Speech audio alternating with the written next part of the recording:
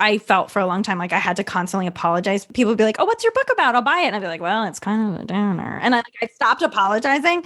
Yeah, I had that experience. I was at the dentist one time laying down with my mouth open, and they were like, "Oh, you're writing a book? What's it about?" And I was like, "Losing my mom when I was a teenager." And I had to continue scraping my teeth for like 45 minutes after that. It was so awkward.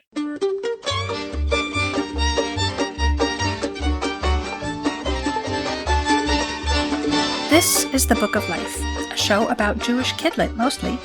I'm Heidi Rabinowitz.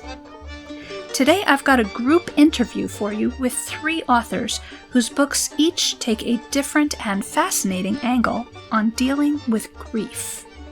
We'll meet Tyler Fetter, author of the Sidney Taylor Book Award-winning graphic memoir for young adults, Dancing at the Pity Party. Middle grade novelist Emily Barth Eisler will tell us about her debut book called Aftermath.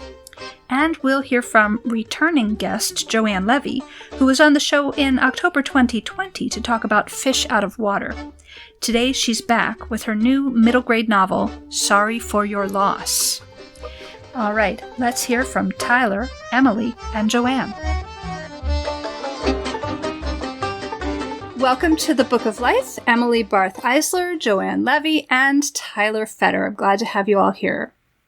Thank you so much for having us. Happy to be here. This is so exciting. Yay, Heidi. Yeah. Okay, so I want to ask each of you to tell me about your book and what inspired you to write it, just briefly. Let's start with Tyler. Sure.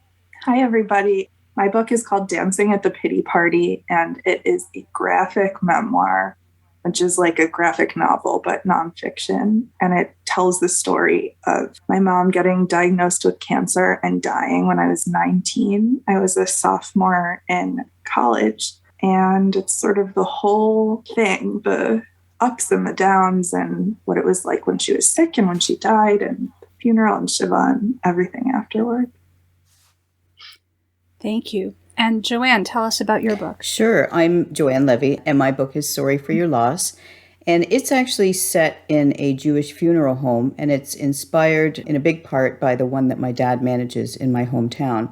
Part of the inspiration for writing it was losing my mom. So Tyler and I are in the same club, unfortunately. Sorry, Tyler. Sorry to you. I don't mean to. I know. It's a weird club to belong to. So yeah, and the weird thing about this book is that I wouldn't have written it if it wasn't for losing my mom. So thanks, Mom. Anyway, that's my book in a nutshell. Okay, thank you. And Emily. Hi, I'm Emily Barth Eisler. My book is called Aftermath, and it's a middle grade novel about a young girl named Lucy who, following the loss of her younger brother from a heart defect, moves with her parents to a new town and finds that she's starting school where her classmates have all survived a school shooting that happened 4 years prior. How she deals with not fitting in a very unique way, and also finding herself in the face of grief and loss and finding her resilience. And there's a lot of math in it. She's a math whiz, and there's a mime class and a lot of ways that people find healing. So speaking of healing, I got the sense reading these books that writing them must have been healing in some way. So can any or all of you talk about how it may have been healing to write the book? This is Emily again. I think for me, I did not realize the ways in which this book was going to be healing for me, because I did not realize how much I had in common with some of the characters. I'm guessing it's probably different from both Tyler and Joanne's experiences. As you both have mentioned, they stemmed from a personal loss, and I'm sorry to you both, and am lucky and grateful to not be a member of that club and have not lost a close family member of mine. I wrote Aftermath much more out of a form of activism of wanting to talk about hard things with kids. I'm a mom. I have 2 kids. The gun violence epidemic in America is something I'm pretty involved in as an activist, and my family has always been involved in for many generations. But what I didn't really realize going into it and found really interesting is how it became therapeutic for me. There was more healing from my own previous traumas than I realized was going to be part of the book. The way that some of the characters dealt with grief, for example, when Lucy meets some of the kids at her new school, they're very open and vocal about their experiences with the school shooting and where they were and how it affected them. And I didn't realize while writing it how much of that was based on my personal experience after I suffered a traumatic, violent attack when I was 17. And for a couple of years, really buried it and didn't talk about it or think about it. And when I finally started getting help for it and was in therapy, started talking about it, it's almost as if I couldn't stop talking about it for a couple of years. I would introduce myself to people for the first time and say, "Hey, I'm Emily. Let me tell you this crazy thing that happened to me." It was just this very completely unconscious way of processing it. And I didn't put that together actually until editors started asking about where that trauma response came from, because it's not the way everybody responds to trauma, certainly. So people started asking questions of, where did I get that idea and what kind of research did I do? And I realized the book was so much more personal to me than I originally thought. For me, it was almost kind of the opposite, in that the light bulb moment that I had that made me feel like I absolutely had to write it was after my mom died. Originally, this book was supposed to be something completely different. It was supposed to be a companion novel to my debut. Small, Medium at Large is about a girl who's hit by lightning and can then hear ghosts. So there's death all around her, but it's just a fluffy, fun book that really isn't about grief at all. So I was going to write a companion novel, and it was going to be about a boy who works in his family funeral home, and he deals with ghosts all the time, and it was supposed to be funny and frothy. And so I went with my dad to his funeral home and did the tour and saw the Tahara room and all that stuff. But the tone wasn't working. Like, I just couldn't bring myself to make a madcap comedy out of grief. And it just didn't work. And I felt like if I was making something ridiculous, it would be diminishing grief. And I just didn't want to do that to kids. So I put it on the back burner. And then when my mom died and we went to the funeral home with her, and we all went in the Tahara room because it's my dad's funeral home. And I looked around and I thought, you know what? I feel comforted knowing what's going to happen to her.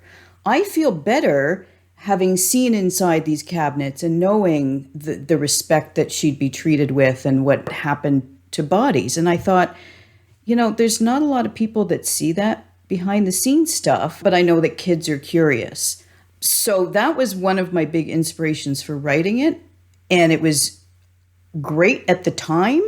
But now that the book's coming out and I'm reading it, it's like a gut punch every time. Tyler, I don't know if it's like that for you, but it's like, I do a reading and my mom, obviously she never read this book, but she's on every page, and it's so much about my dad and her and their 50 plus year marriage and what brought them to both work in this funeral home. And it's hard. It's really hard. So while I was sort of comforted in the reason why I wrote it and want to comfort others, now it's like I'm peeling off my skin every time I read a bit of it. So it feels backwards. Tyler, is that your experience? Yeah. I can understand that. For me, I wrote my book 10 years after my mom died. So it wasn't super fresh. And I kind of ended up treating the project almost as like an investigative journalism thing. I was like digging through old photos and letters my mom wrote me when I was at camp as a kid, and birthday cards, and asking my family members like all kinds of probing questions that they really resented me for. But I think for me, the process almost like desensitized me to her death. Not in like a callous way, but more just like in a familiarity way. I was like really diving into it every single day, all day for like a year. And it's impossible to be at max level grief for that long. So for me now, when I talk about it, it's like, oh yeah, we're at the hospital, whatever. And like, I mean, of course, I still have days and weeks where I like go off the deep end and I'm really mourning. My grandma died a few months ago and she was in her 90s and she was totally happy with her life. And it was a completely different kind of loss to my mom, but it stirred up all these new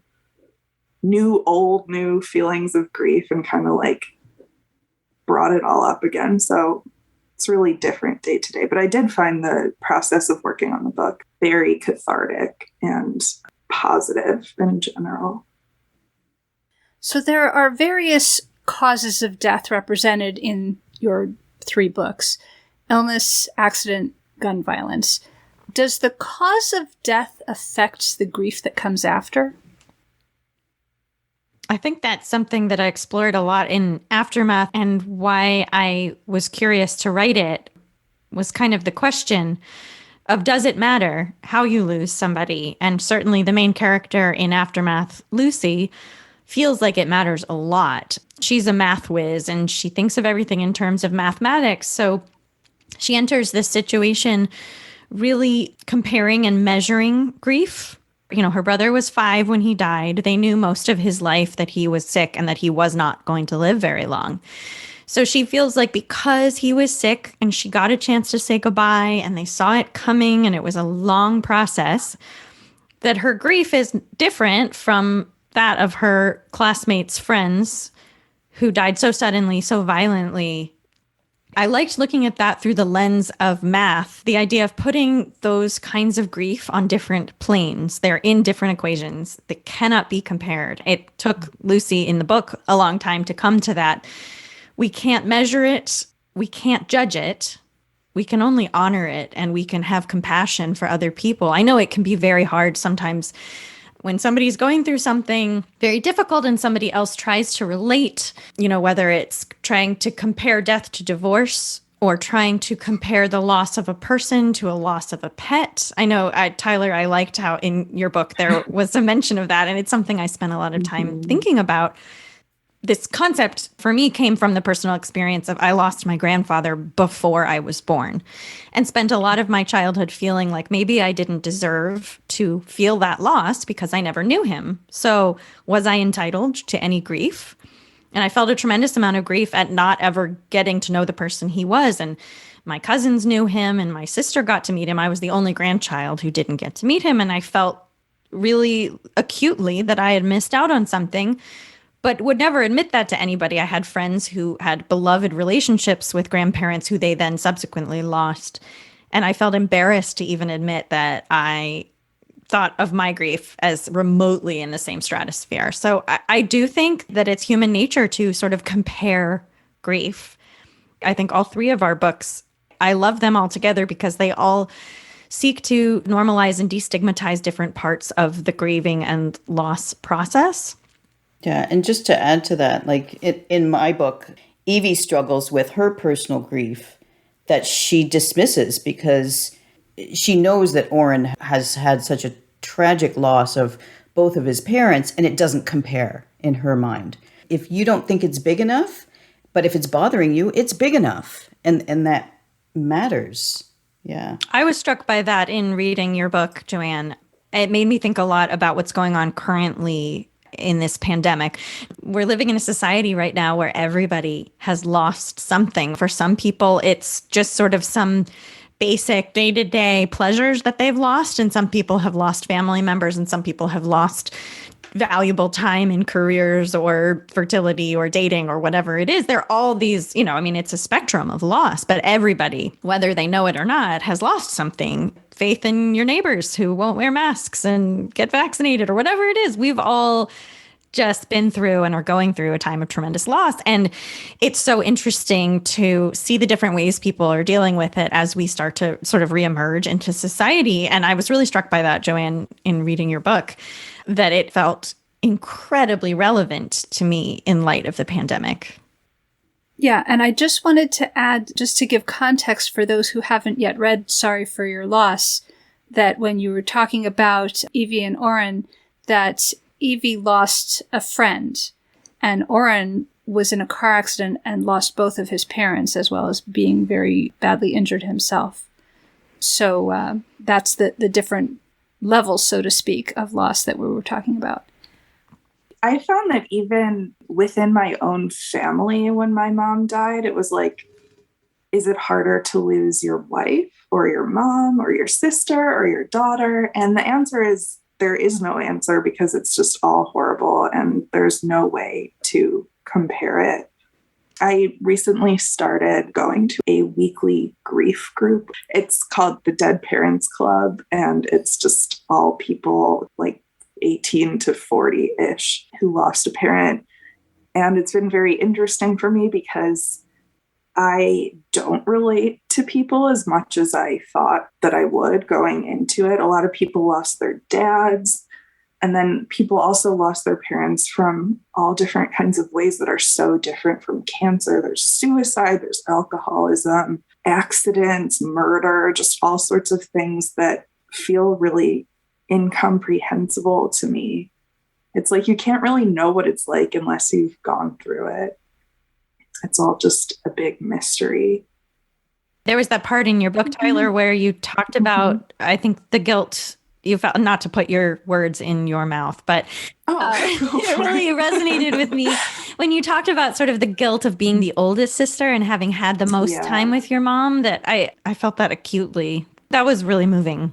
Oh, thank you. And it was so honest too. I mean, as the youngest, I feel the opposite with, siblings. So, I mean, that was one of the things that I loved so much about your book, was the honest feelings, even if they were something that people don't always admit out loud, but they're there and they're real and they're valid. Being really honest and vulnerable about like every part of death, for me, I feel a lot of relief and comfort. And I found that in talking with other people in this grief group and just in my life about grief, it's just nice to talk about the weird stuff and the gross stuff and embarrassing stuff. Helps a lot. Well, this kind of brings me to another question I wanted to ask all of you. Was it hard to find a publisher willing to take on this potentially uncomfortable topic? It was so hard. I did not anticipate that the topic of gun violence in schools was going to be quite as polarizing as it was. My agent first sent out the book, I believe, at the end of 2017. This was before the shooting happened in Parkland, Florida at Marjory Stoneman Douglas. And the mass shootings tend to get more publicity, attention. And don't even get me started on the racial and social class issues of what tragedies we choose to cover in the news and the 24-hour news cycle and how that affects racial inequality. But those students who survived the shooting at Marjory Stoneman Douglas were so beautifully vocal and articulate and lovely and old enough to be able to express themselves in a way that I think we hadn't necessarily seen before. That I do feel like that was a little bit of a tipping point in terms of getting people comfortable with talking about the topic of school shootings. But I felt so shocked when we were trying to sell the book. A lot of editors said, oh, middle school students are not thinking about or talking about this issue. It's not on their minds. And my agent and I would kind of laugh to each other because at the time I had a child in kindergarten and she was already doing active shooter drills at school. And so there's no child in public school who has not been through an active shooter drill. They are all quite aware of what that is, unfortunately. That alone is pretty traumatizing for a lot of students. It's not something that we can pretend is not on their minds. I think parents and adults in general think that we're protecting children. Oftentimes, I find kids are just looking for an in to start the conversation. And I really wanted my book to be a conversation starter. And I do think a lot of adults are not aware of how much kids know. The minute my kids could read, I was aware, we were in a pizza parlor in Brooklyn when my daughter was 5 and a school shooting had happened and there was a TV on in the background and the crawl was going across the bottom. And I realized, oh, she can read. There's no keeping her from this anymore. Unfortunately, they're aware and we need to give them platforms to talk about hard things. Yeah. Yeah, absolutely. Agree. Hiding things like death and grief and unfortunately, school shootings, you're not doing kids any service because they find out about it anyway. So wouldn't you rather talk to them about it and open a conversation and a dialogue? Exactly. I like to compare it to talking to kids about sex is like, do you want them to learn from their friends and get all kinds of misinformation and myths? Or do you want to tell them about it and infuse it with your values and your guidance and your perspective? So, it was just tremendously hard to find a publisher and honestly to find an editor. And I sympathize. They would often say, it takes, 2 years to publish a book. I don't know if I want to sit with this material for the next 2 years. And I get it. But I felt compelled to stick with this because there are so many people who never are given that option of if they want to deal with this problem and carry it with them for years and years and the rest of their lives.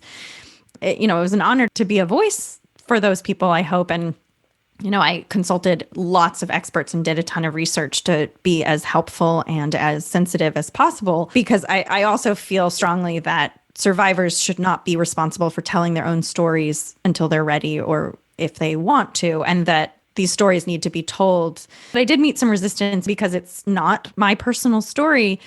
And I said, this is a lot to ask of survivors to say that the only way that this story can get told is firsthand. We need to have this conversation to work towards ending gun violence. And we cannot wait until somebody just happens to be ready to write the right book at the right time.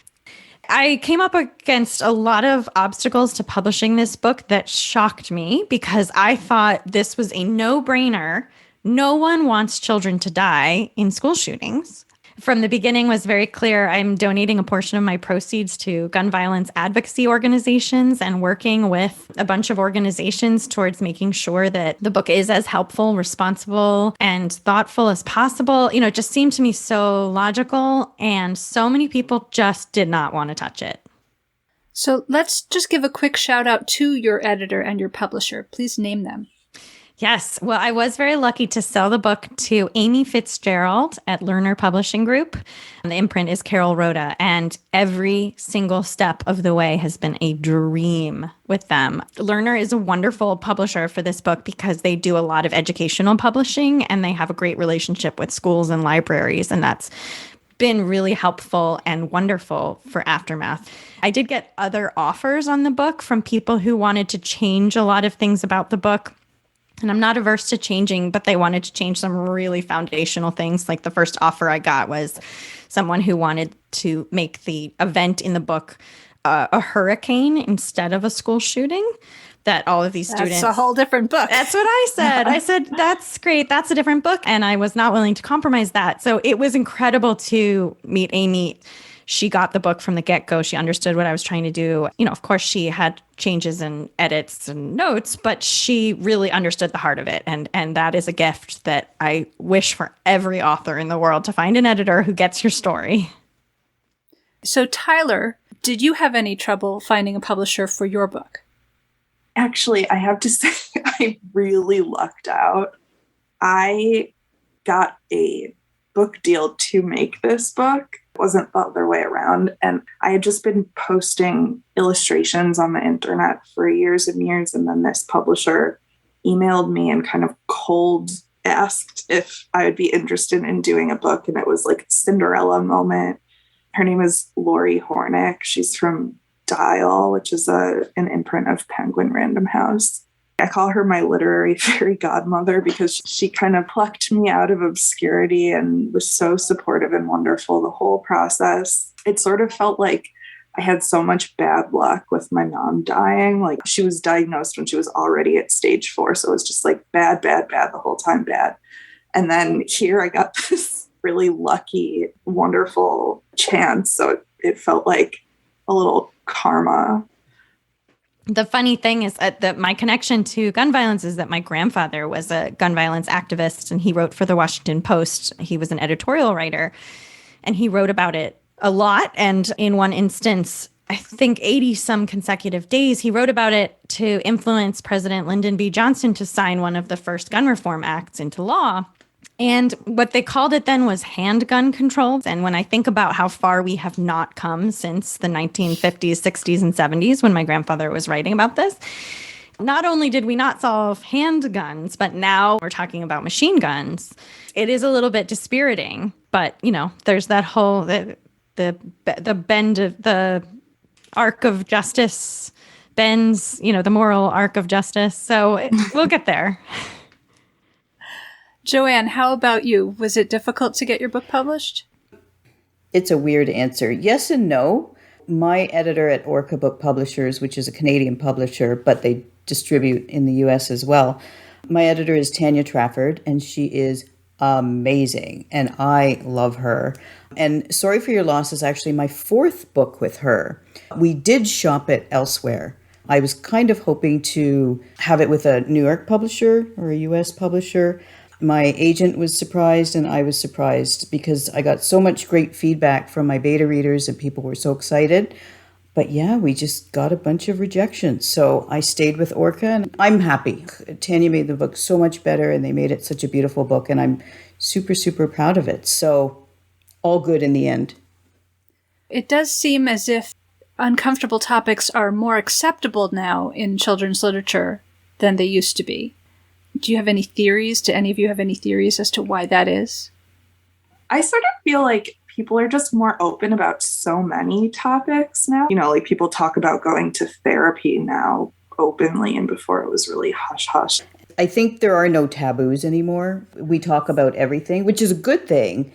And I also think there's some sort of one-upmanship of issue books and how much tragedy can you have. We look at issue books as being important books and reflective of society and what kids need. So I think that's part of it too, be it for good or bad. Yeah, I think we're seeing similar trends in television. Art is the great icebreaker for a lot of people. I think back to like Will and Grace when I was in high school and college and what that meant to people and the changes it made for people to identify and be like, oh yeah, I see that, I get it. And for kids to be able to come out as a result of starting that conversation, I think we have the opportunity to do that in books. It's incredible. But yeah, I think it's changed dramatically in the 5 years from when I started sort of pitching this book to agents to now. I've seen tons of change and I'm so happy about that. Yeah, seems like it's sort of a snowball effect, maybe. It's kind of exponentially increasing. Sorry for Your Loss is a very deliberately Jewish book. Dancing at the Pity Party shows us Judaism kind of naturally woven into the characters' lives. Aftermath is what I call casually Jewish. The characters are identified as Jewish, but it doesn't really impact the story directly. I'd like you to talk about why it's important to you for Judaism to be reflected in your writing to whatever degree that it is. I remember as a kid feeling really frustrated about the lack of Jewish representation. I was really into the American Girl books. They were like my favorite thing in elementary school. Every week we'd go to the library and I'd pick one out. And for each of the different American Girls, there was a Christmas story. And it just felt like, why can't my thing be the main event and not like a weird side character or extra or something?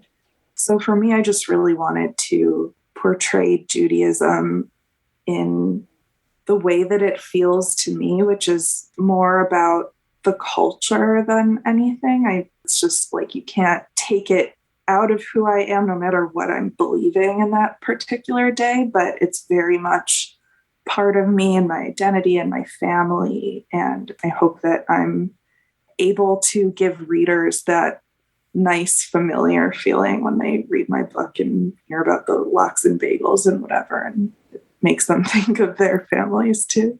Eventually, American Girl did get a Jewish character, Rebecca. I know. I was an adult when I found out about that, and I was still thrilled. When I was a little kid, actually, my parents helped me write a letter to the American Girl Company asking for them to make a Jewish doll. Also, we have you to thank. It's all Good you. job. Oh, yeah. I remember they responded and they said, we're working on another doll right now, but maybe after that. And it was like 10 more characters until they made a Jewish one. But, however long it takes, it's better late than never. Right. Joanne, tell us about how important it is for you to have Judaism reflected in your writing. Sorry for Your Loss, because of my experience with a Jewish funeral home, it's built right into that book. So many of the rituals with Jewish funerals and burial, I think, are just lovely, as lovely as death can be. And I wanted to share that experience. And also as a tribute to my dad. I mean, let's be honest. But as far as all my books having Jewish characters, with anti-Semitism on the rise and feeling othered so much, I want to normalize contemporary Jewish kids. I want Jewish kids to see themselves in books, and I want non-Jewish kids to read my books and think, oh, they're just like me. But maybe they go pray somewhere else, or they eat different food or whatever. But the things that make us essentially human are the same. Definitely. Emily. Like Tyler said, growing up, I was always so frustrated that this sort of default setting in most of the books I read was white Christian. I was lucky enough to grow up in a community that was incredibly diverse, and I couldn't understand why I couldn't find that in children's literature. It's better now. But I still feel like when I was looking for books about Jewish characters, certainly as a kid and even into my 20s and 30s, the focus was on something Jewish. It was, so-and-so's crazy bat mitzvah, or it was a Holocaust book. There should be books about bat mitzvahs. There should be books about the Holocaust. There should be books about every part of the Jewish experience. But I also wanted there to be books where it was incidental, where it was not part of the issue. And I certainly felt like Aftermath had enough issues to deal with. Not that being Jewish is an issue, but I very purposefully did not delve deep into it in the book. I wanted it to be just the way that the characters' races and ethnicities are sort of casually tossed in there, and you can sort of see as much or as little of it as you're looking for. There's a non-binary character in Aftermath who's only mentioned a few times, and it's one of those things where very few people will pick up on it, but the kid who's reading it looking for it will find it, feel seen, hopefully. This person just has they pronouns. It's a blink and you'll miss it. But I don't want anybody to be like, oh, that book is about a Jewish character, so it doesn't apply to me. It's just sort of in the background. And I think we need that as much as we need more overtly Jewish. We need the whole spectrum. So I don't think I'm ever going to write a book where somebody is not Jewish, but I do like to write along that spectrum where sometimes it's a big part of the story and sometimes it's just purely incidental. All good answers. So what are the hallmarks of the Jewish approach to death and grief? And is there anything unique about it? I don't know if it's unique, but it's just the gathering around, the whole minyan thing, and having to have 10 people to pray with you and do the special prayers every day while you're in Shiva. It's almost forced community. It's built in. These rules are for you, to help you. Actually, the book I read recently called The Beauty of What Remains by Rabbi Stephen Leder. It's all about grieving and being around people who are passing, and I just highly recommend it, even though it's not a kid's book. One of the things that resonated with me in this book is you have to stand up to do the mourner's prayer, even though you don't feel like standing up. You don't even feel like being with other people, but you get up and you do it, and you're with other people. And that really resonated with me, how people really gather around. I remember when my mom passed, one of my mom's Mahjong friends, I know it's so on the nose that my mom had a Mahjong group. Yeah, my mom has one too. So it's, yeah. My mom did too. So one of her Mahjong friends was like a general gathering people to write on the list of who was sending in dinner what night. I just about burst into tears because it was like, thank you. Like things you don't even want to think about. And she wasn't involving the family at all. She was like, you're having Tuesday and you've got Wednesday and who's doing Thursday lunch. And it feels like such a Jewish thing to just gather around. And I think that's one of the things that I love most about Jewish funerals and passings. I couldn't agree more. I was like nodding so hard at everything you're saying. I was going to knock my iPad over. I feel like the Shiva for me was just so essential to my healing. I have not been to many funerals in my life that are not Jewish. I've been to a ton of Shivas for people close to me and people that are distant. And there's just something so familiar about them. It's like that sound of everyone talking at the same time, that like low hum, and the smells of the food, and everything about death is so unfamiliar, or at least it was for me. It was the first time I had experienced a really tragic death. I'd had distant older relatives die before, but I kind of felt like I was just floating in the void and having this aggressive familiarity kind of like propping me up, and people shoving food at me and like telling me where to sit. It was just so comforting. It was like someone else is in control. I can just focus on the important thing, which is healing.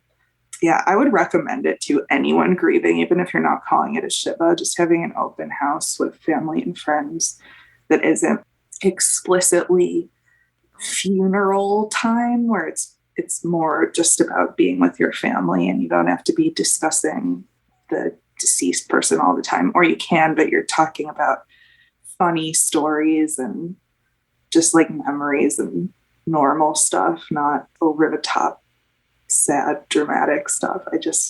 10 out of 10 for me for Shivas. That's my Yelp review. Yeah.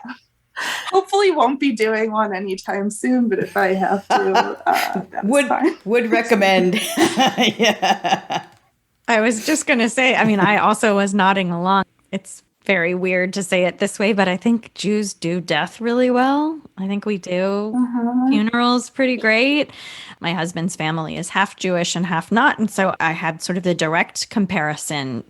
He lost several grandparents in a short period of time. And the juxtaposition between the way that we did the Jewish funerals and the way that we did the other funerals was absolutely striking to me. I love how specific Judaism is about it. I think what was hard about doing the sort of vaguely Christian funerals is that, at least in the kind of religion that they had observed, there were not a lot of specifics. And so there was so much decision fatigue, and there was a lot of ambiguity, and there was a lot of, well, I don't know, when should we do it? Like, this week isn't convenient for this person and next week isn't good. And Jewish funerals are like, no, you do it tomorrow.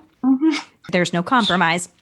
Tyler, I liked this in your book. You talked about the walking around the block at the end of Shiva, sort of ceremonial, like, we're done, we're back in the world. And then even beyond that, there's the first 30 days, and then there's the year and the yard site and the unveiling and all of these traditions that force you. When my husband's grandfather died, we all got together, and there was sort of the question of, when will we all see each other again? Everybody's spread out. And a year later, we gathered again for the unveiling of his headstone. And I was like, damn, this is the way to do it. There's like a prescribed way for things to be done.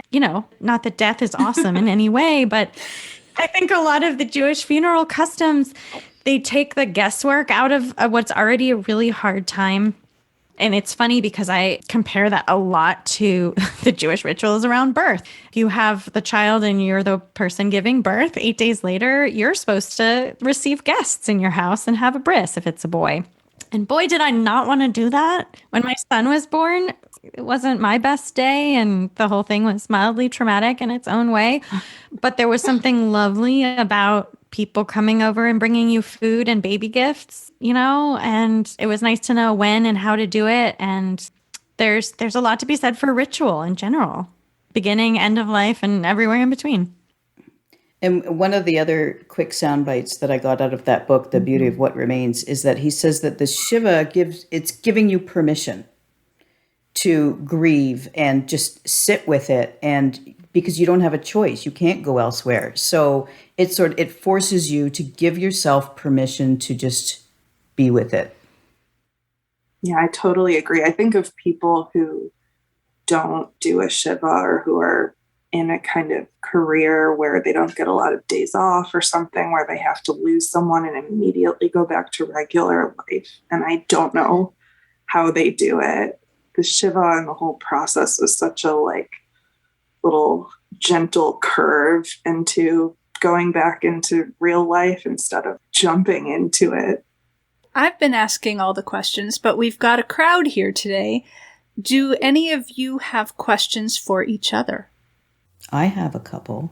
So for Tyler, I'll admit that I really had to prepare myself to read your book. I bought it and I sat with it for a while. I lost my mom in 2013. She was my best friend, and I still feel it very acutely. So your book sat on the corner of my desk where it sits right now for a long time. But then I picked it up, and I'm so glad I did read it. And I felt that I got to really know your mom and how you felt about her. And I think I even put in my Goodreads review that it was like a love letter to your mom, and it was just so beautiful. So thank you for sharing her and your family with everybody. I know my mom is super, super, super proud of my book. And wherever she is, she's telling her Mahjong friends that she gets partial credit for it. I know she is. Yeah. She's hawking this thing in heaven or wherever she is. She's bragging. And I am absolutely positive that your mom is similarly proud of you. Uh-huh. But I wonder, what do you think she would say about the book? That is such a good question. I went through a whole process during my writing of the book where I was freaking out that my mom wouldn't want me to make it. I was just like talking myself into a hole. I brought it up in therapy all the time because my mom was a very private person. And the thought of exposing these not so wonderful parts of her life, like when the cancer spread to her brain and she was acting all weird, and I'm sure it must have been very scary to be going through that for her. So the thought that I'm exposing all of this to the world was hard for me to deal with. But where I ended up in therapy was that my therapist says that you can't offend someone who's dead. My therapist is also Jewish and lost a parent into the whole Shiva thing. So it was very helpful. And especially now that the book is out and I've heard people's responses, I think that has helped a lot because I have heard a lot of people say similar things to what you said, that they feel like they've gotten to know my mom. And that feels really good. I feel like I portrayed her the way that she was to me and showed just how highly I thought of her. And because she had sort of a small circle of people in her life, the fact that there are all these people around the country, some people in other countries that know about her and think she's cool and are sad she died, I feel like that's objectively a good thing. So I can kind of like hang on to that. It helps me feel better. And also how your dad feels about you and how proud he is of you, which I learned about when I read his Goodreads review of your book, Yeah. which just made me absolutely start bawling. It was lovely. Oh. And I encourage Book of Life listeners to go read Tyler's dad's Goodreads review of her book. My dad It's is beautiful. the greatest. He wrote a review of my book right when it came out on Goodreads, and it now has 900 likes. And every time he gets more likes, he emails me. My sisters and I have plans that if it gets to 1,000 likes, we're going to get him a cake that says like happy 1,000 likes. Well, I've already liked it. Oh, I appreciate that. Thanks. So Heidi and Emily have to go like it too. I want to recommend it to all my friends, but I really want to get this 1,000 likes cake for your dad. Oh, I appreciate that. Listeners, in honor of this great book and of cake, please go and like this review. I'll put a link to it in the show notes. Okay, does anybody have any more questions for each other? I have a question for Joanne. I was curious how you decided the age of your main characters. Middle grade seems to be my jam. I think it's where my maturity level sort of plateaued. I think for this book, I didn't even consciously make it middle grade. It's just what I write now. I have a question for Emily. I love how math is infused into so many parts of this book, from the jokes to how Lucy views her family and even how she self-soothes. It gives the reader a deeper glimpse into her character, and while it felt so perfect, the writer in me wants to know if you or someone you know are like Lucy, for whom math touches on absolutely everything. My mind certainly does not utilize math as much as Lucy's does. But I do think to a much lesser extent, I do put things in mathematical terms and I never even realized it. I think another way to answer that would be to say that I very consciously left ambiguous the fine line between Lucy's math love and her abilities in math and her maybe possibly obsessive and compulsive tendencies or her anxiety and the fine line there. I'm somebody who has OCD and has had it my whole life and have benefited from therapy and medication. I'm always happy to let people know that those things really do help. We're very quick to pathologize everything and put things in categories. And I didn't want Lucy's love of math to become mental illness, but I didn't not want it to be. If you had asked me many years ago, does my brain work that way with math? I'd say, no, not at all. But as I was writing it, I realized, oh, no, this does come from my brain. There is a part of me that thinks in math. Isn't that funny how things about us reveal themselves when we're writing about somebody Absolutely. else? I think that's part of why I like writing. I think very similar to therapy. It's a constant self-discovery. And when you can channel it productively and share it with people, it's wonderful. Sometimes the writing you need to do is really for you. And sometimes it's hopefully helpful to the audience. And, you know, all of that stuff exists on a spectrum. And you get lucky when you're able to find the sweet spot where it's mutually beneficial. Joanne, I would love to hear more about having a funeral home in the family and how that has affected your experience with your own grief, and also if it has affected your experience with other people's grief. It's a great question. Thank you. I didn't grow up in the funeral home. I kind of wish I had. I think it would have been really interesting, and maybe I would be in the funeral industry now.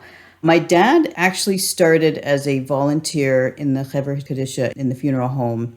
His great aunt was a longtime volunteer. So he was in his 60s, I think, when he started. Wow. And then he recruited my mom, who never thought she'd be able to do it, but she did. It's such a small hometown funeral home that there's only one paid employee. When the main guy retired, he took over. So it wasn't until I was well out of the house that they started volunteering there. But at the core of my experience, my dad does it out of a sense of duty. For him, it's about respect and doing mitzvahs for people and just being there. And I love that so much about his role there. I put a page on my website that if anybody's interested, I did my own research and all the pictures that I took at the funeral home. Touring around there was just absolutely fascinating. Yeah, that's incredible that your dad started at such a later age. That's really cool. Yeah, he didn't actually go to school for it. He's not technically a licensed funeral director. He takes great pains to make sure everybody knows that. He manages there. He needs to still get a licensed funeral director to sign off on any bodies that come in. I think he thought about going to school for it, but it's a 2-year course. And even though he would only ever do Jewish funerals, he still has to do all the embalming courses and all that stuff. Makeup. Hair and makeup. Yeah, the embalming, the chemicals, the chemistry. He just turned 81. So a man at his age, Wow. Why would I go for 2 years to school to learn embalming when I'll never, do you know what I mean? So Yeah, that makes a lot of sense. yeah, he's good with it. Thank you for that question. Tyler, I'm so curious. Did your sisters have feelings about the way you drew them, the way you wrote them, the way you remembered it? My sisters and my dad were thankfully very generous in the way that they allowed me to represent them and the information they allowed me to share. I definitely talked to them a lot throughout the process, but only one of my sisters, Spencer, my youngest sister, she read the book as I wrote it. Every time I finished a chapter, I would eat at a bakery and I would pass it across the table to her and she would read it. But my other sister, Cody, and my dad, neither of them read the book until it was out. Thankfully, they were okay with it. I mean, I tried really hard to portray everyone where it was very clearly with love. Yes. I mean, I should say this was not a leading question. This was not me being like, wow, the way you portrayed so and so. Oh, no. I didn't feel that way. I mean, I could have portrayed some people in some ways that I did not. So there was definitely some editing before I put anything on the page. Everybody comes off incredibly well and very relatable, but you never know what's behind the scenes and like you said, what you could have said. And I'm fascinated by that process and how one deals with that. I'm lucky to have the family that I have. They're good people. Including this kitty cat. He wants to be on the podcast. It's Tikkun Olam time. So I want to ask each of you what action you would like to call listeners to take to help heal the world. I think since this episode is about grief and grieving and loss, just giving a friend that might have lost somebody a call or an email or a text and just check in and say, hi, how you doing? I'm here. When I lost my mom, I had a colleague who I barely knew reach out to me, and she said, I know you don't know me very well. She says, I know what you're feeling. Let's chat. And you know what? It made the world of difference to be able to unload on somebody who didn't know my family, didn't know anything, but to know that there was somebody out there that cared. So check in with somebody that you think might appreciate a kind word or a coffee, or just check in. Yeah, that was great, Joanne. I would say something a little bit similar to that. If you have a friend or family member, or colleague or whoever who maybe lost someone kind of a while ago that you're aware of, the next time that you're chatting with that person, if you could kind of like work in some questions about that person, and they don't have to be death related. In fact, I think it is even better if they're not death related. Whenever someone asks me like, what kind of movies did your mom like or something like that, I'm just like dying to talk about it. And I think that's like such a subtle little mitzvah, giving people who've lost someone long enough ago that the bus has died down, giving them an opportunity to spend time and have connection around their loved one. I think that's really helpful and special. I would love if more people in my life did that. Those are both such good answers. I'd like to give a shout out to some of the organizations I really admire that are doing great work around gun violence, because that's my thing with this book. But loss in general, in researching organizations that I admired, I found there are different ways to approach the topic. There's sort of the preventative, the legislative, and the aftermath, for lack of a better word. And an organization I think does a really good job with helping people afterwards is called the Anna Grace Project. I'm a huge fan of their work. The family that started it lost a daughter at Sandy Hook in 2012. And they've really used their grief to educate and help other people, which I find so admirable. Grief can turn us inwards. It can also inspire us to look outwards. And Nelba Marquez Green is the name of Anna Grace's mom. And she writes and speaks so eloquently about her experience, and in sharing it with the world, I think that's an incredible service. They offer a lot of trauma support for people who've been through hard things. We need more of that in the world. Another organization I love is Sandy Hook Promise, and then Moms Demand, which is part of everytown.org. But I think in the spirit of Nelba Marquez Green and the Anna Grace Project, I would say sharing your experience, which you both have done through your books, can be a tremendous gift. Even if it's not about death or grief or loss, sharing experiences of hard things is a mitzvah. You never know when somebody is listening and needed to hear you say that. I'm not saying everybody needs to disclose all of their trauma, but I've certainly found that talking about mental illness, talking about therapy and medication, things like that are really important, because I've certainly been impacted by people who've done that in the past, and I like to pay that forward. So to anybody listening, looking for a way to get involved, I love those organizations, but also it can be something as simple as sharing something that's hard for you in hopes that it sheds a little light for somebody else. Excellent. Is there anything else that any of you want to talk about that I haven't thought to ask you? Can I just take a moment to talk about how amazing Emily's audiobook is that she narrated herself? Oh, thank you. I loved it. I listened in the car and I took an extra trip to Costco so I could continue listening to the audiobook because that's sacred time in the car because my Costco is an hour away. That's amazing. You took an extra hour car trip just for that. Yeah. That's some dedication. Oh, thanks. That means so much to me. It was such a pleasure to do. I was super anxious about it at the beginning. It certainly doesn't come across. It was lovely. Yeah. Well, thank you. That's so nice to hear. I'm excited. I don't know how these things work or why, but the price of the audiobook is significantly lower, which I'm really thrilled about. I hope that it allows people who need it, whether it's, they are blind or have reading disabilities or whatever the reason is, or just purely economically. I hope it allows more people to get their hands on the story. And I'm super grateful to my publisher for letting me do it and for making it really accessible. Yeah, it's really, really well done. And Tyler, I won't listen to your audiobook because I love the pictures. Thank you so much for writing it. Thank you both. I just loved both of your books. I had that experience, Tyler, that you wrote about with my grandmother, where we knew she was going to die.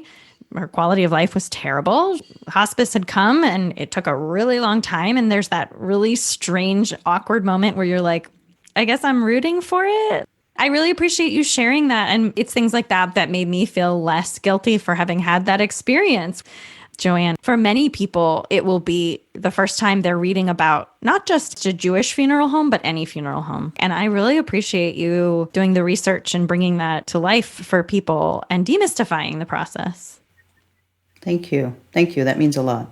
Okay, excellent. This has been such a fascinating conversation and an important one, too. One last thing that I'm thinking is that Tyler's Tikkun Olam suggestion was actually something that we could do right now. So I wanted to ask if you would like to just tell us one brief little nice thing about someone that you've lost in your life. All I can think about right now is how much my mom loved Jean-Claude Van Damme movies.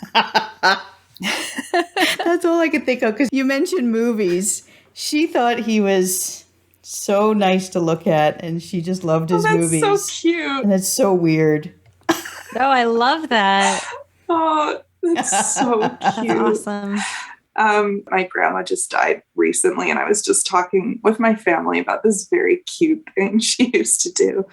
I went to college sort of near my grandparents, so they used to take me out to lunch or dinner a lot as a college student. And then after college as a young adult, I spent a lot of time with them at the restaurant Maggiano's. It's an Italian restaurant. And at the front desk where you check in, there's this bowl of individually wrapped mints. And they're kind of like an M&M. They're chocolate, but they have mint on the inside with candy on the outside. And my grandma was a huge chocoholic. And she and my grandpa would also go to the same restaurant all the time. They would know the wait staff and everything. So we went to this one restaurant all the time. And every single time we went, as we were leaving, my grandma would reach into the bowl of mints and take a big handful, not just a few, but like she was taking Halloween candy, and she would give me some of them as we were walking out with our winter coats and everything. And she'd go, "These are good." Every single time. I just thought it was so sweet. And no one who worked there ever scolded her or anything. I mean, she's this sweet little old lady, but yeah, I love that about her. I love that. That's so relatable. I feel like I've had similar experiences with my grandparents, but the person who really comes to mind for me, who I think I miss most acutely, is actually my husband's grandmother. My husband and I started dating when we were 19 in college. His grandparents were younger than my grandparents, and so we had more time with them. My husband's grandmother was the one grandparent who lived long enough to meet our daughter. But I think my favorite thing about her was how she welcomed me into their family.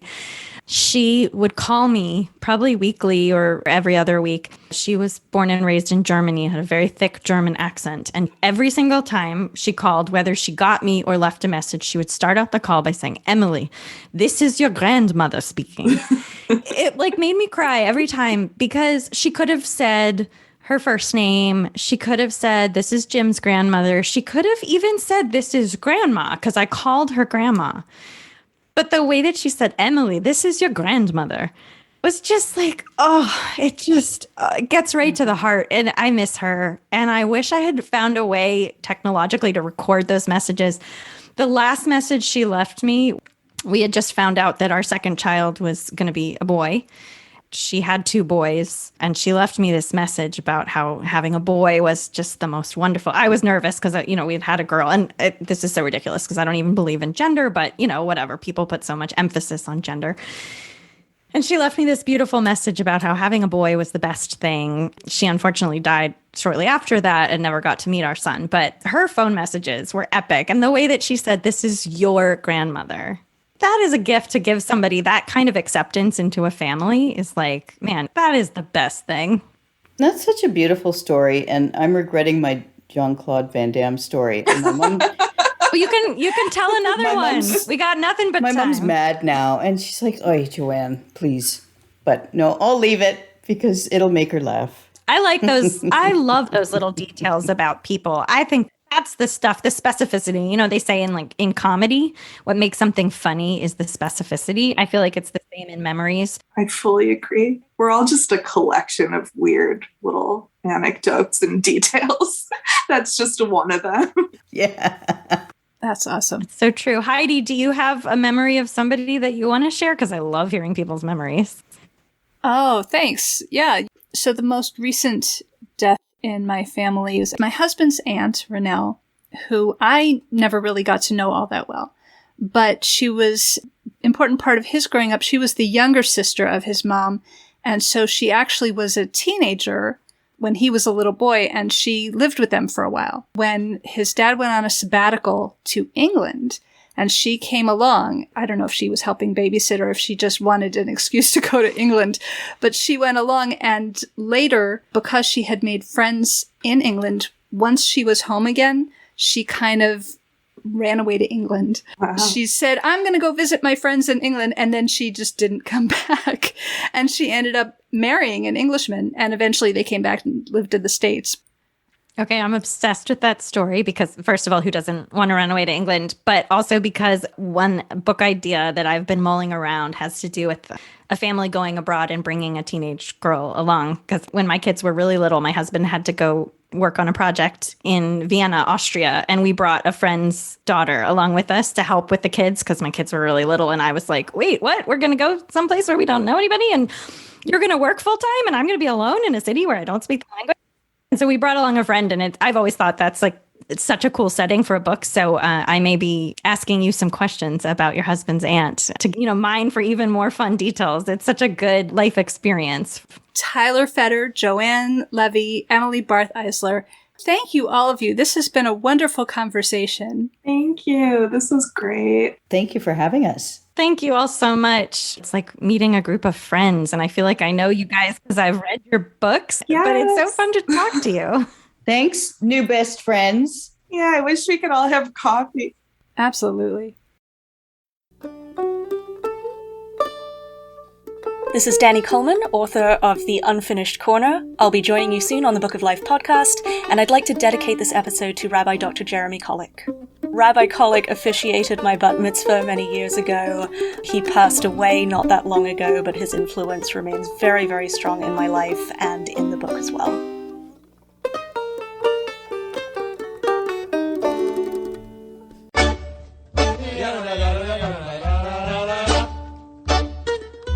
Say hi to Heidi at 561-206-2473 or bookoflifepodcast@gmail.com. Check out our Book of Life podcast Facebook page or our Facebook discussion group, Jewish Kidlit Mavens. We are occasionally on Twitter too at Book of Life Pod. Want to read the books featured on the show? Buy them through bookshop.org/shop/Book of Life to support the podcast and independent bookstores at the same time. You can also help us out by becoming a monthly supporter through Patreon. Additional support comes from the Association of Jewish Libraries, which also sponsors our sister podcast, Nice Jewish Books, a show about Jewish fiction for adults. You'll find links for all of that and more at bookoflifepodcast.com. Our background music is provided by the Freilach Makers Klezmer String Band. Thanks for listening, and happy reading!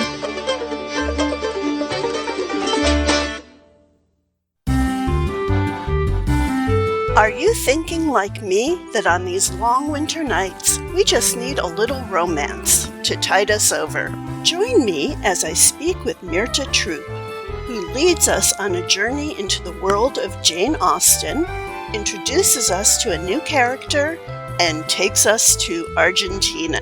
This episode is for people who like a little Yiddishkeit with her historical fiction. I'm Cheryl Stahl. Join me on this month's episode of Nice Jewish Books.